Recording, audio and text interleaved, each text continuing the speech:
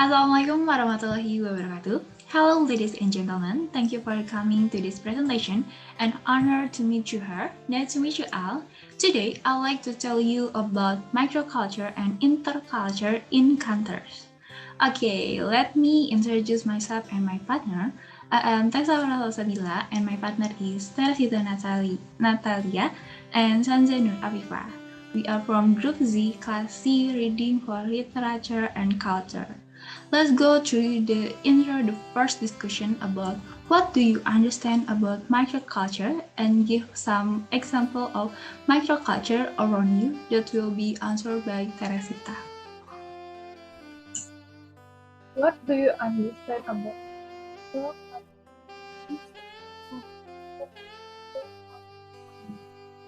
In my opinion, microculture is of people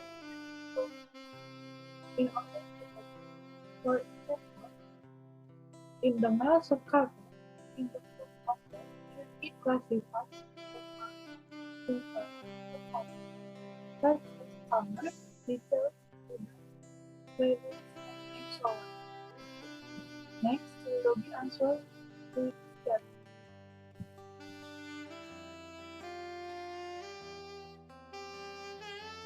And what I understand about microculture are groups of people who share similar values and preferences that are include all a large culture or a culture within culture.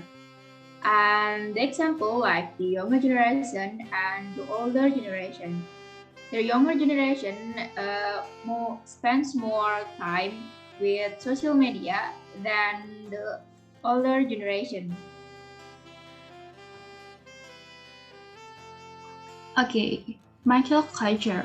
I think it's something that's different to a special subgroup, which is characterized by their own language, ethos, and expectation of the roles. So it's like microculture is like a small team carrying out mission.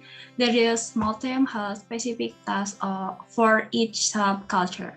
Then the example of the microculture that definitely accept around us is right in the religious difference. For example, in Indonesia, there are 6 religions such as Protestant, Catholic, Hindu, Buddha, Konghucu, and Muslim. And why religious? Because with the religious, we can classify people from the perspective of their behavior. Or maybe we can see an example of microculture from Widyatama, who has many major like English, Japanese, management, accounting, and other. Okay, then the next we will also discussion about common barriers in the culture, communication atau hambatan umum untuk komunikasi antar budaya. Nah, jadi hambatan kan pasti ada banget gitu dalam satu hal, masuk dalam budaya. Dan biasanya ada beberapa hambatan yang menyebabkan kebisingan budaya atau culture noise.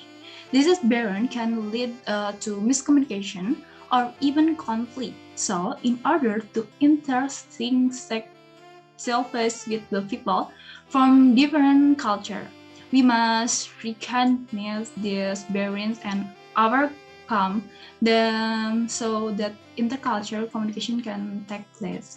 The first barrier in a negative attitude toward culture that are different from our, according to Gibson 2010.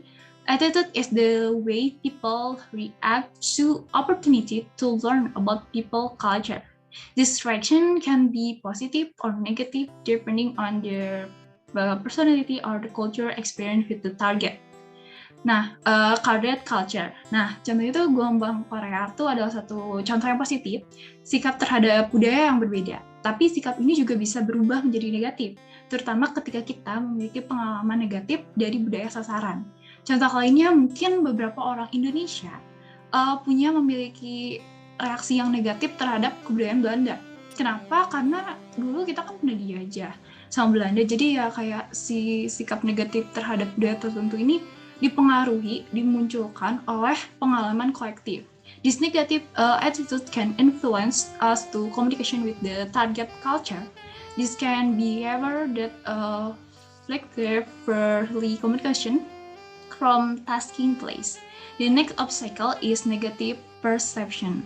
Like attitude is also influenced by culture, experience, and most important, our prejudice against people who are different from us. Culture not only affects from a lifestyle in social, but also the way they see themselves. Lalu intercultural misunderstanding can also cause significant problem in the culture communication leading to culture noise. Inilah sebabnya mengapa salah tafsir sangat mungkin terjadi dalam interaksi antar budaya. Semua hambatan ini berkonsentrasi pada kebisingan budaya dan pemahaman antar budaya ketika komunikasi antar anggota budaya yang berbeda terjadi. Oleh karena itu, kita harus mampu mengatasi hambatan ini untuk berhasil berinteraksi dengan orang-orang dari budaya yang berbeda.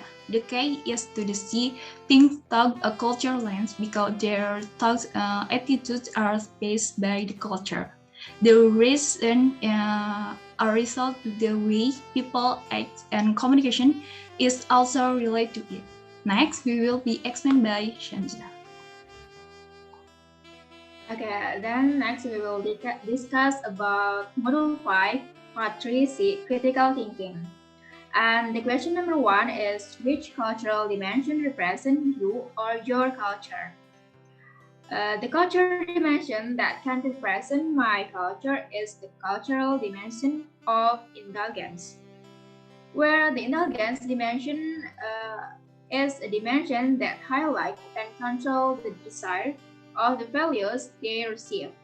As an example, in the area where I live, there is control over whether or not goods are served tea. With this example, there is control over whether or not they follow the Asian culture. And the question number 2 is, what intercultural encounters you have ever experienced due to the different cultural dimension you have with others? When I start living in Bandung, I experienced a culture shock where everything here felt strange, and the moment when I just found out that in Bandung, if there are children using a car to go to school, and also my friend told me that is normal in Bandung.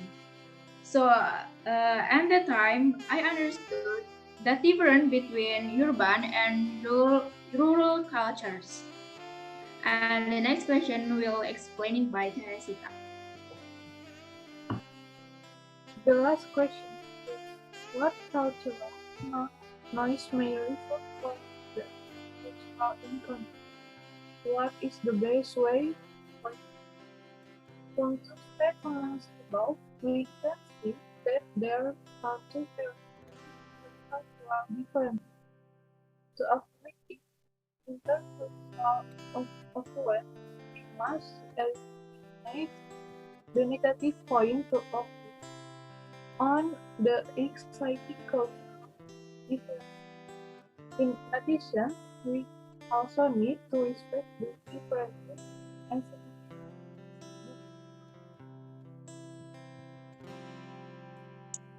Alright, okay guys, the Ruchi presentation has done. During the group presentation, we discussed what we understand about microculture and some examples of microculture around us, common barrier to intercultural communication, and also we answer 3 questions that make us thinking critical. Maybe that's all we can say. So if there is a short yes, thank you friends and see you. Bye.